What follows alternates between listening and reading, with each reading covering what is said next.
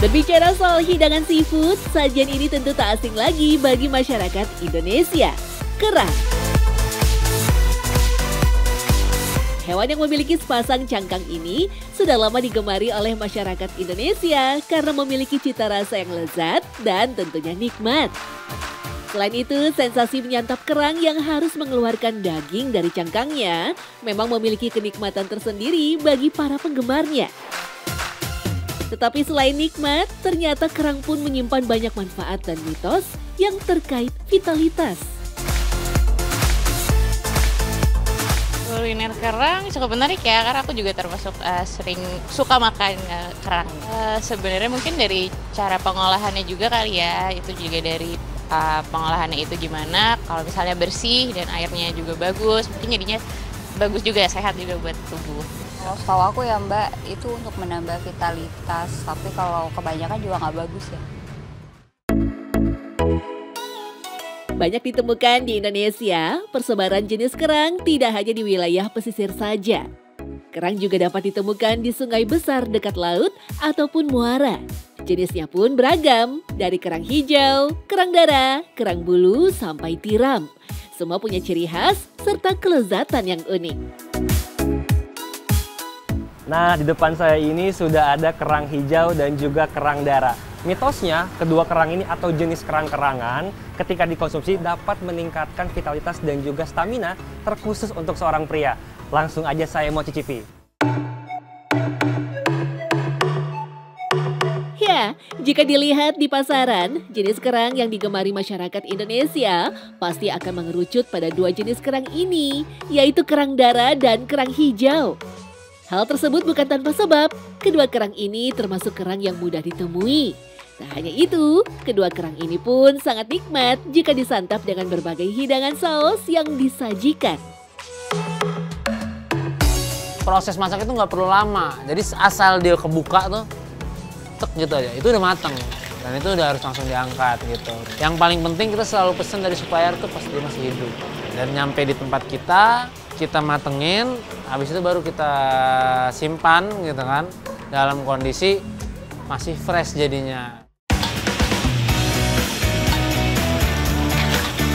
Perbedaan yang paling mendasar dari kedua kerang ini tentu pada bentuk cangkang dan tekstur daging kerangnya. Kerang darah memiliki cangkang berwarna coklat dan memiliki daging yang berwarna merah. Kerang darah pun kerap disebut sebagai kerang darah. Kerang darah juga termasuk jenis kelompok kerang yang memiliki pigmen penghasil darah merah atau hemoglobin yang biasa disebut sebagai blood vessels. Fungsinya adalah mengikat oksigen dalam daging kerang sehingga kerang ini dapat hidup pada kondisi kadar oksigen yang relatif rendah ataupun dalam kondisi tanpa air. Sementara itu, sesuai dengan namanya, kerang hijau memiliki cangkang berwarna hijau gelap serta bentuk yang panjang dan pipih. Sementara itu, bagian daging kerang hijau berwarna putih kekuningan. Kedua kerang ini memiliki tekstur daging yang cukup lembut ketika disantap. Namun dari segi rasa, kerang darah memiliki rasa yang lebih gurih dan manis. Untuk menikmati kedua sajian ini, tak perlu waktu memasak yang lama. Proses masaknya sama semua, rata-rata yang bikin beda jangka waktunya itu dia hanya ukurannya aja. Jadi kalau kecil tuh kadang lebih cepat. Kalau dia lebih besar, kadang lebih lama. Lamanya juga nggak terlalu jauh bedanya, paling semenit bedanya atau 30 detik. Uniknya, kerang sering dianggap sebagai salah satu hewan pemalas yang senang berdiam diri di dasar laut. Meski begitu, kerang sebenarnya memiliki kaki yang digunakan untuk bergerak. Disebut dengan bises, kaki kerang tersebut terlihat mirip seperti lidah yang pipih. Bises sendiri akan mendorong pasir di sekitar kerang yang membantunya untuk bergerak. Sebagian kerang sendiri memiliki kelamin ganda atau hermaprodit. Beberapa di antaranya terlahir sebagai jantan yang kemudian berubah menjadi betina seiring dengan pertumbuhannya. Dalam satu masa reproduksi, satu kerang betina bisa menghasilkan 100.000 sampai 1 juta sel telur. Dengan usia yang bisa mencapai 20 tahun, tak heran keberadaan kerang sangat melimpah setiap saat. Tetapi jika menyebut kerang, salah satu fenomena paling kondang tentu capnya sebagai makanan pembangkit gairah. Bahkan konsumen kerang sendiri memang identik dengan mereka yang memasuki usia matang secara seksual.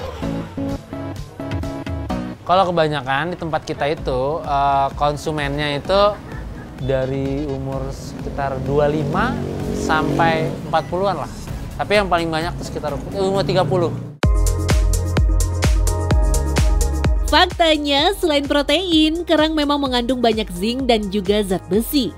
Keduanya berfungsi mengedarkan oksigen ke seluruh tubuh dan juga meningkatkan metabolisme. Dari berbagai penelitian disebutkan, zinc juga berperan penting dalam membantu produksi hormon testosteron, pembentukan sperma pada pria, dan menjaga libido pria.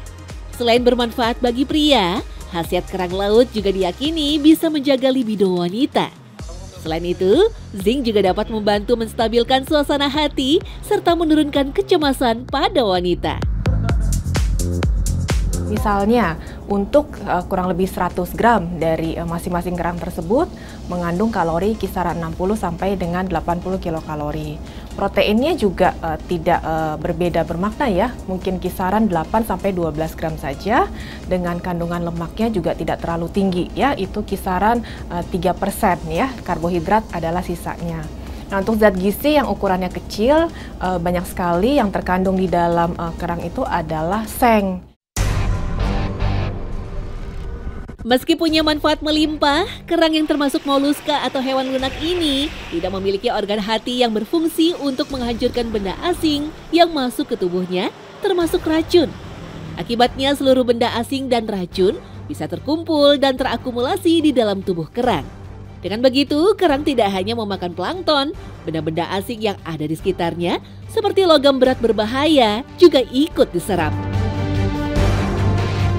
Tapi memang harus memperhatikan adalah polutannya, karena kerang ini memang hidup di perairan ya, dan perairannya ini banyak sekali kemungkinan besar tercemar oleh logam berat.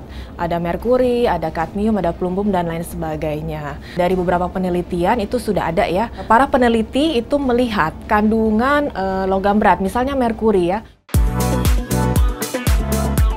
Oleh karena itu, untuk mengkonsumsi kerang, penggemar seafood harus tahu dari mana asal kerang tersebut. Pasalnya, kandungan kerang sendiri sangat dipengaruhi oleh kondisi perairan yang didiaminya. Kerang yang relatif tahan polutan membuat hewan yang satu ini bisa hidup di mana saja, termasuk perairan yang penuh dengan logam berat. Nah, kalau misalnya dari beberapa literatur atau penelitian yang dilakukan di Indonesia, untuk kerang yang berada di area misalnya Jawa Tengah, di Tegal misalnya, itu masih dalam batas aman. Karena merkurinya, kandungannya itu hanya sekitar kurang lebih 0,022 mg per kilogram. Atau paling besar, itu kisaran hanya 0,055 mg per kilogram ya. Nah, sedangkan kalau dari BPOM untuk batas rekomendasi itu mencapai 1 mg per kilogram. Jadi sebenarnya sangat aman. Selain itu, tentu juga harus diperhatikan seberapa banyak kita mengkonsumsi kerang. Pasalnya, ada beberapa resiko, terutama bagi mereka yang punya kolesterol tinggi. Selain itu, menyantap kerang berlebihan juga berpotensi untuk overdosis vitamin B12 yang menyebabkan alergi ataupun ruam di kulit. Misalnya pasien-pasien yang kolesterolnya tinggi, sebenarnya anjuran untuk intake kolesterol hanya kurang dari 200 mg. Jadi kalau misalnya dalam satu sajian kerang misalnya ada 100 gram, itu sebenarnya masih diperbolehkan. Ya, tapi kembali misalnya kan tadi sudah saya sampaikan asam lemak jenuhnya yang lumayan tinggi.